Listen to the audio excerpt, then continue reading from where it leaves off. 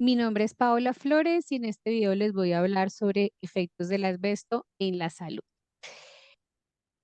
Bueno, lo primero que tenemos que tener en cuenta y recordar es que el asbesto ha sido clasificado como cancerígeno comprobado en humanos por el Instituto Internacional de Investigación contra el Cáncer, IARC, desde 1973.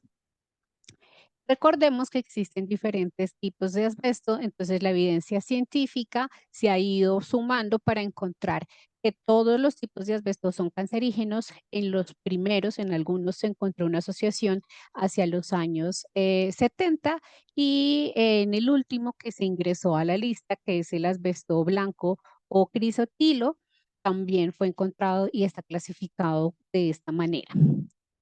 ¿Por qué, digamos que el asbesto puede causar efectos negativos en la salud? Algunos científicos argumentan que esto se basa principalmente en algo que llamamos la biopersistencia, es decir, la capacidad que tienen las fibras de asbesto de permanecer en los pulmones, es decir, que nuestro sistema respiratorio no es capaz de expulsarlas con facilidad. Y esa permanencia durante tanto tiempo en el tejido pulmonar es la que causa los efectos que vamos a ver ahorita más adelante.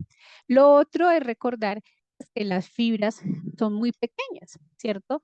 Podemos encontrar fibras inferiores a las 5 micras. Entonces, como son tan pequeñas, estas fibras tienen la capacidad de, pues, digamos que sobrepasar las vías respiratorias superiores, ¿cierto? Atravesar todo el sistema mucociliar que está en los pulmones y alojarse en los alvéolos.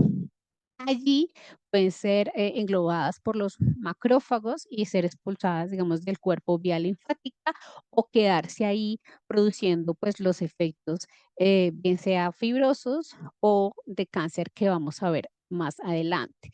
Lo otro importante a tener en cuenta es la latencia. ¿Cierto? La latencia es el tiempo que transcurre desde el momento en que la persona tuvo exposición al peligro, ¿cierto? En este caso, pues las fibras de asbesto y la aparición de los primeros síntomas de enfermedad.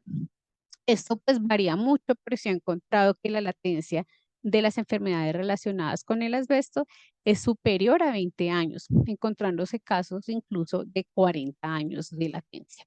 Aquí a la derecha, pues ven ustedes una fibra de cómo, una imagen, perdón, de cómo veremos, cómo se verían las fibras allí, eh, digamos que permaneciendo en los pulmones. Ahora, importante tener en cuenta que no tenemos cifras recientes oficiales sobre las enfermedades relacionadas con el asbesto en Colombia, ¿sí? De la Organización Mundial de la Salud, en 2015 nos decía que alrededor de 107.000 personas mueren cada año, estos únicamente por exposición laboral, es decir, en estas 107.000 muertes anuales la OMS no está incluyendo las que puedan ser derivadas por otro tipo de exposición y ya vamos a hablar de eso, ¿sí?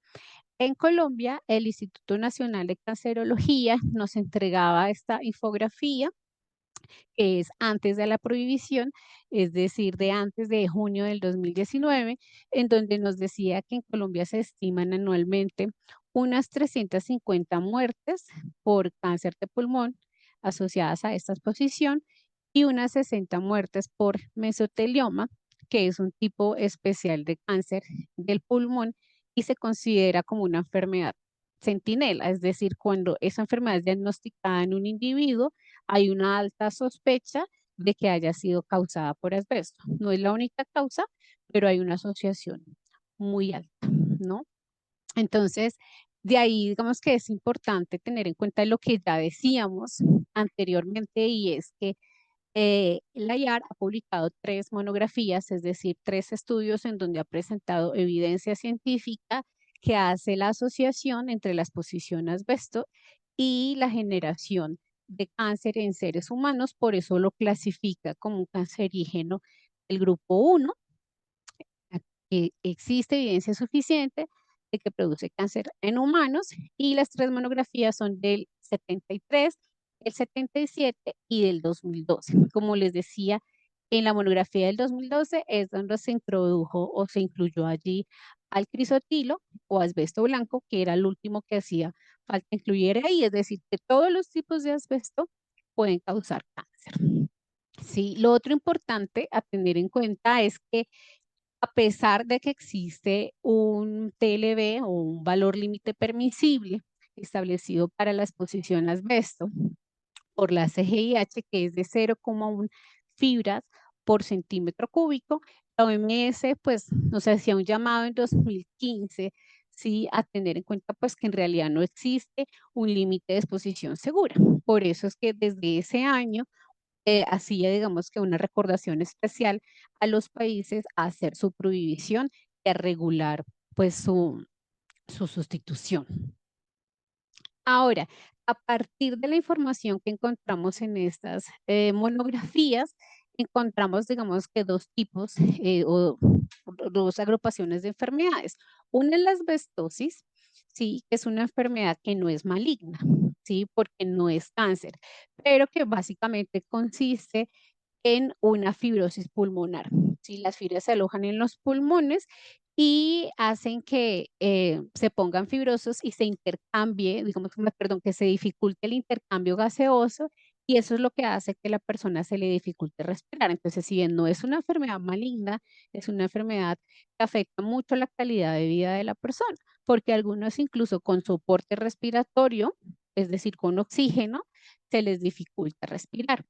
Otras enfermedades, entonces, con las que hay asociación ya son pues los cánceres, ¿sí? En pulmón encontramos el mesotelioma, la enfermedad que les comentaba, que es considerada como una enfermedad centinela en exposición a asbesto y esta es del mesotelio, es como una telita que recubre el pulmón y ya propiamente cáncer de pulmón.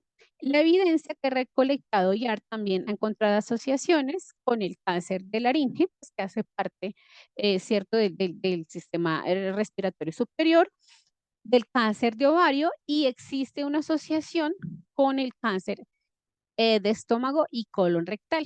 Aquí es importante notar, si ustedes van y miran la monografía del 2012, digamos que ahí hubo menos consenso entre los científicos que aportaron información a la monografía, pero aún así, pues quedó, digamos que incluidos estos tipos de enfermedades como unas posibles enfermedades relacionadas con la exposición a asbesto.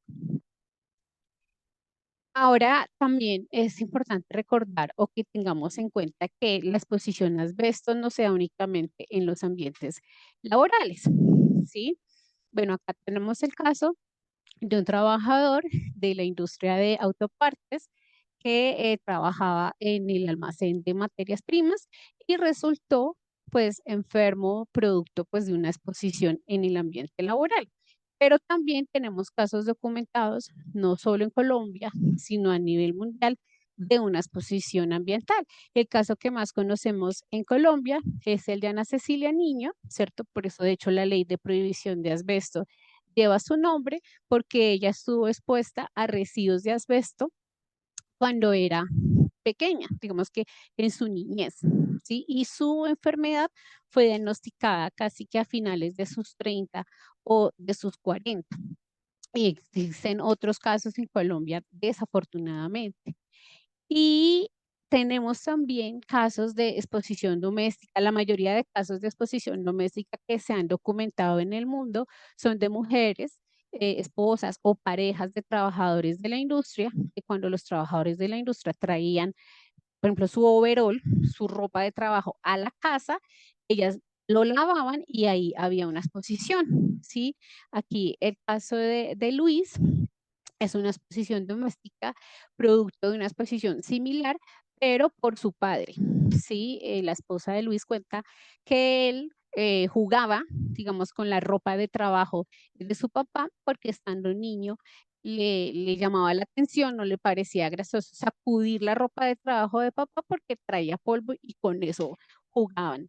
Y casos así, como les digo, hay muchos documentados en Colombia y en el mundo. Entonces, esto nos recuerda que el asbesto pues no es un problema netamente ocupacional, sino que es un problema de salud pública y de ahí la importancia de poder regular en Colombia que ya tenemos la prohibición, entonces hacer una sustitución que sea cuidadosa y responsable.